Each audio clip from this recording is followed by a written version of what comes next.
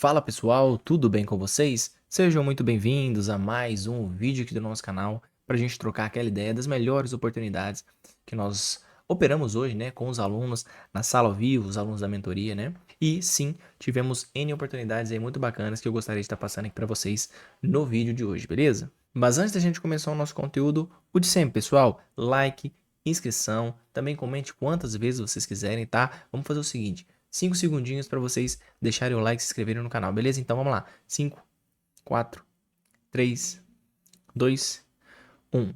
Fez isso? Beleza. Vocês sabem que é muito importante, né? Por isso que a gente pede, porque é muito importante para que a gente possa atingir mais e mais pessoas, para que a nossa comunidade cresça cada vez mais e que nosso vídeo chegue também para mais pessoas. Hoje vamos fazer uma análise Kendo a Kendo com vocês, né, pessoal, do dia de hoje, né? Não sei se vocês chegaram a ver, mas a gente já postou um vídeo falando da melhor operação de hoje, né? Foi uma compra, né? Postei mais cedo nas redes sociais que a gente tem, né? Então postei mais cedo esse vídeo aqui que tá passando aí na tela para vocês, certo?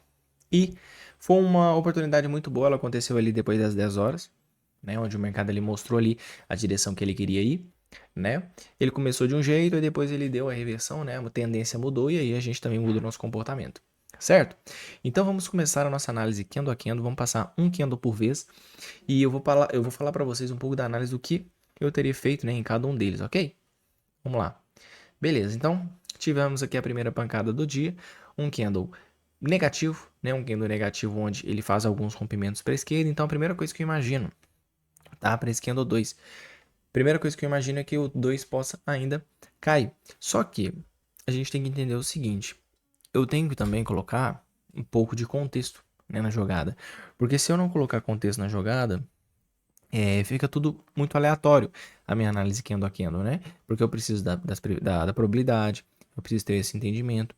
Então, ó, vamos colocar pelo menos uma FIBO, só para a gente partir do pressuposto de que, a partir do momento que eu coloco essa FIBO, existe ali no mercado uma tendência de baixa, certo? Então, primeira coisa, fechou o candle 1. O que eu imagino para o candle 2? Possibilidade de queda, e essa possibilidade de queda eu imagino que vai romper a mínima do próprio 1. Tá? Não quer dizer que eu vou fazer essa operação, mas é uma possibilidade do 2, né? Eu pensaria isso. Então vamos lá. Rompeu. Então, já que eu estou vendo um 2 que fez essa força, né? Essa grande força aí, né? Para queda, eu vou arrastar minha FIBO para cá, porque eu tenho uma nova mínima. E, de novo, mesma coisa. O 2 acabou de romper o 1, então eu ainda continuo, né? Acreditando na probabilidade do movimento continuar a queda, tá? Então vamos lá. Ok. Então aqui a gente já tem um início, né, do mercado mostrando pra gente uma certa fraqueza, né? Porque o 3, a gente imaginou que ele poderia cair, e quando eu falo cair, normalmente eu remeto a rompimento, né? Ele precisaria que ele rompesse a mínima do anterior e não fez. Então aqui a gente já inicia talvez um processo de correção. A gente já pode imaginar que exista ali um processo de correção para buscar a região dos 50%. E aqui nesta região de 50% é algo que me interessa muito para me fazer operações de venda, tá? Gráficos intermediários também já estão fechando, né? Por exemplo, o gráfico de 15 fechou nesse momento, então já está ali dando os indicativos para a gente que existem sim possibilidades de a gente fazer uma operação de venda, então se chegar lá, a gente vai tentar alguma coisa na venda, tá? Mas por hora, eu imagino agora com fechamento do 3, que o 4 ele vai buscar correção. Ele ainda não buscou. Percebe que ele testou a mínima de novo, não passou, certo? Então, ou seja, negou a mínima novamente. Então, isso ainda reforça a possibilidade dele buscar a correção. E fez. Tá vendo? Então, perceba que a gente teve esse mercado buscando na região de 50%. Então, qualquer coisa, qualquer sinal que acontecer aqui nessa região, a gente já vai tentar uma operação de venda. E essa venda, tá? A ideia seria voltar pro fundo, tá? Fundo do dia. Tentar fazer esse movimento aqui, ó.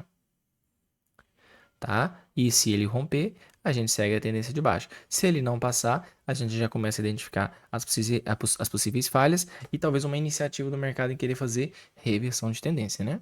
Então, beleza. Então, vamos lá, vamos ver. Legal. 6 fechou desse jeito. Para mim, já existiu uma oportunidade de venda no próprio 6, tá? A gente eu até falei lá na hora para os alunos, quando a gente estava na sala ao vivo, tá? Mas se você quisesse vender no 7, você também poderia. Faz uma parcial rápida aí, tá? E tenta levar ele, né, até onde der. Legal. Aí o 7 rompeu o 6, ótimo. Então aqui para mim, a ideia é que o 8 pelo menos permaneça abaixo do 6 para a gente já ter uma continuidade do movimento de queda. Né? Então, já que o 7 rompeu, se o 8 ficar abaixo do 6 já é legal para quem vendeu segurar a operação e tentar elevar até a mínima, né? Então vamos recolocar aqui, ó. Na verdade a Fibo tá errada, né? Então pronto. Então aqui a ideia é continuidade de baixa para ver se a gente busca a mínima do 4, tá? 8 permaneceu abaixo, ok. Percebam que o 9, o que ele fez? Ele rompeu o anterior, mas permaneceu abaixo ainda do 6. Então esse aqui para mim ainda existe a possibilidade disso ser um pullback. Tá? Se você olha esse movimento, principalmente acho que lá pelo 15 minutos, você identifica claramente o gatilho e isso daqui ser uma estrutura de queda. Tá? Fica muito claro. Coloco o 15 minutos aqui para vocês verem e vocês vão identificar isso. Um gatilho e isso aqui para mim vai acabar sendo uma estrutura de queda. Então se você quiser, testou para cima o 10 aqui, que já está no ponto muito próximo aqui, mas testou para cima e você quiser vender, tá? Você também pode, tá bom? Não tem problema. Beleza, olha o 10. 10 caiu, só que ele não rompeu ainda, né? Ele só fez algumas negações. Mas tudo bem, ele não rompeu. Se você vendeu, só continua na operação, porque o nosso alvo é lá mínimo do 4, não é? Então, beleza. Vamos lá. Rompeu, então continuidade de baixa. Opa, o que ele fez? Perceba que ele voltou a fazer negação de rompimento. Então, aqui, algumas coisas a gente já começa a identificar, tá? Eu quero o alvo lá na mínima do 4. Só que o mercado ele está o quê? Fazendo alguns rompimentos na baixa, mas está voltando fazendo negação. Isso é um mau sinal, digamos assim. Porque a ideia é o quê? A ideia é você tentar ir até a mínima. Olha a dificuldade que esse mercado está tendo de ir para a mínima. Ele faz os rompimentos, aí depois ele volta fazendo as negações. Né? Então, tá vendo essa dificuldade? Essa dificuldade deixa a gente até um pouco desmotivado em relação a essa venda. Mas, neste momento, ainda a tendência era de baixa. Eu comentei com os alunos, pessoal, vamos ainda continuar tendo entendimento da tendência de baixa, tá? E se por acaso o mercado ele quiser fazer alguma coisa na ponta da compra, né, uma reversão, vamos aguardar um movimento mais claro, porque o mercado, pelo fato dele andar em ondas, as oportunidades, quando a gente espera elas, com certeza elas ficam mais claras. O problema é quando você tenta se antecipar às reversões. E reversão a gente não antecipa, a gente espera ele reverter para depois a gente tentar fazer uma operação, tá? Essa que é a grande sacada para você não se atrapalhar durante o dia. Então, vamos lá. Aí fechou esse 13, né? Novamente aqui não conseguindo subir, né? Um movimento lateralizado, né? Aí ele voltou, fez isso. Ficou feio para danar, né? Um movimento extremamente volátil, digamos assim, né? Esse candle 15 foi para cima e foi para baixo. Violinou as duas pontas do candle anterior, tá? Opa! Aí aqui a gente já teve uma certa definição, né? Não tão clara porque a gente ainda não teve nenhum rompimento, nada tão claro assim. Mas é um candle ali que já deu uma pancada para cima. Por que eu falo que aqui já existe algo? Porque lá no gráfico do 10 minutos você já consegue identificar uma certa reversão, tá? Lá no gráfico do 10 minutos, quando você filtra a situação que ele está nesse momento, você já identifica uma reversão, na verdade um rompimento lá. E aquele rompimento pode causar uma reversão, tá?